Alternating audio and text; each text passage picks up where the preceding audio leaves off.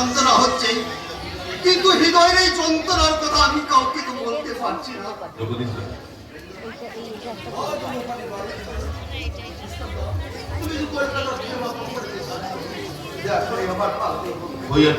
দেখলে কি শুনে করে না নিয়ে ফিরতাম। ইন্টারভিউ দিতে গেল, আজও বাড়ি ফিরল না।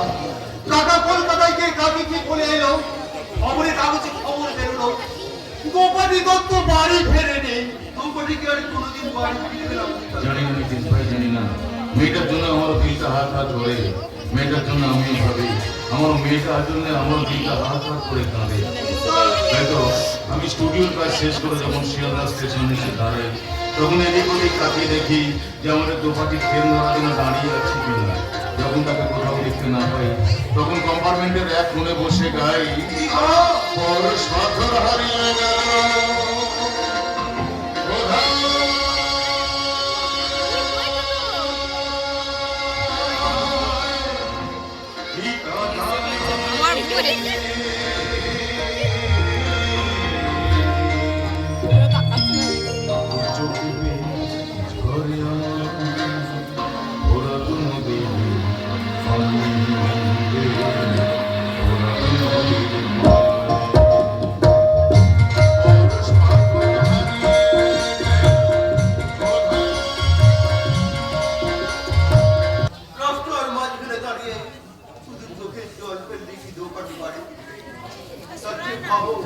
কি করে আমাদের সংসারের মান সম্মান এবং মর্যাদা রক্ষা পাবো?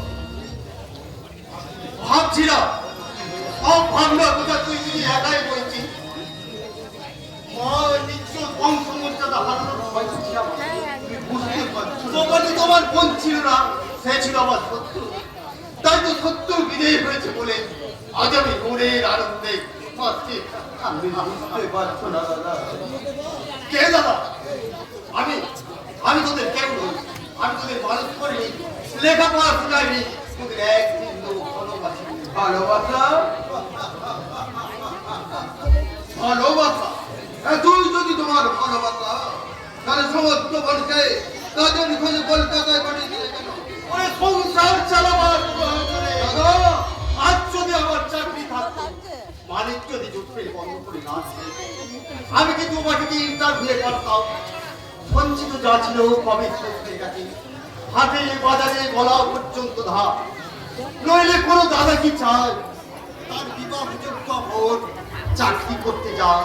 আমি তো তখনই আপনাকে মানা করেছিলাম জগদীশদা, বলেছিলাম বাবা যা রেখে গেছি তাতে চাকরি না পেলেও আমার আর দোপাটির জীবন ভালোভাবে কেটে যাবে। আপনি আমাদের বিয়ের ব্যবস্থা করুন। দাদা তোমার অমত ছিল না, কিন্তু দোপাটি যে বললো আমি বিয়ে করে শ্বশুর বাড়ি চলে গেলে তোমরা খাবে কি? আচ্ছা, কালকে আমি একবার কলকাতায় যাবো জগদীশদা। তুমি জানো? না না না, যাওয়ার সময় সে আমাকে তেমন কিছু বলে যায়নি, শুধু বলে গিয়েছিল সিনেমায় অভিনয় করার জন্য ইন্টারভিউ দিতে যাচ্ছে, লাস্ট ট্রেনের আগের দিনে। আচ্ছা, কাকাবাবু বাড়ি ফিরেছে? কাকাবাবুর কথা বার্তা হাত পাগলা মানুষ, কবে ঘি খেয়েছে এখনো হাত ফুটে ঘিয়ের গল্প বলছে। ভারতের স্বাধীনতা দিল্লির সৈনিক ছিল, নেতাজির সঙ্গে মিছিল করছিল, অনুশীলন সমিতির সভ্য ছিল, অসভ্য উন্মাদ কথা বলা নেই, খবর নেই, খবরের কাগজ খবর প্রকাশ দিল দোপাটি দত্ত বাড়ি ফেরেনি। আমার ভাই কি দোপাটি বাড়ি ফিরে আসছে? আরে সব কোথায় আছিস? দোপাটি বাড়ি ফিরে আসছে।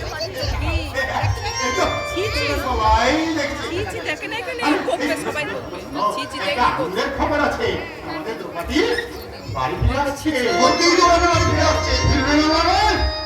আমার ভাই ফিরছে।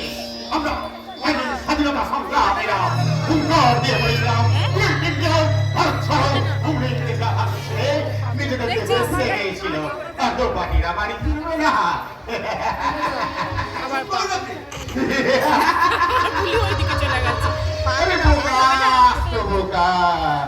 আমি চুপ করে থাকলে কি এই দোকানের বাড়ি ফিরতে আমি চুপ করে থাকিনি।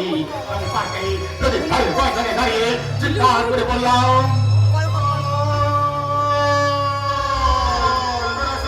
ফিরে চল।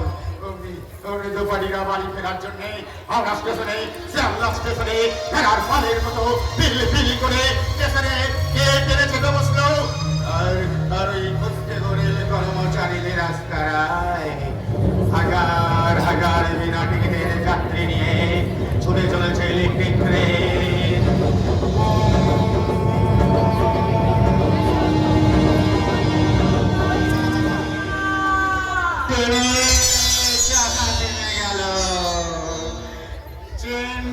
গাড়ি থামিয়ে দিয়ে ভক্তিনগর স্টেশনে নেমে পড়ল স্বাধীনতা সংগ্রামী একমাত্র ভাইজি কুমারী দ্রৌপদী দত্ত। আপনারা যদি কেউ ট্রেনে চেপে যেতে চাও তাহলে টিকিট কাউন্টার থেকে তাড়াতাড়ি টিকিট কেটে স্বাধীনতার কম্পার্টমেন্টে চেপে পড়ুন। তা নাহলে আমি যদি একবারে ড্রাইভারকে বলে গাড়ি ছেড়ে দিতে বলি তাহলে আর সেকেন্ড ধরতে পারবে না, আর ওই ভারতী স্টেশনে পৌঁছাতেও পারবে না।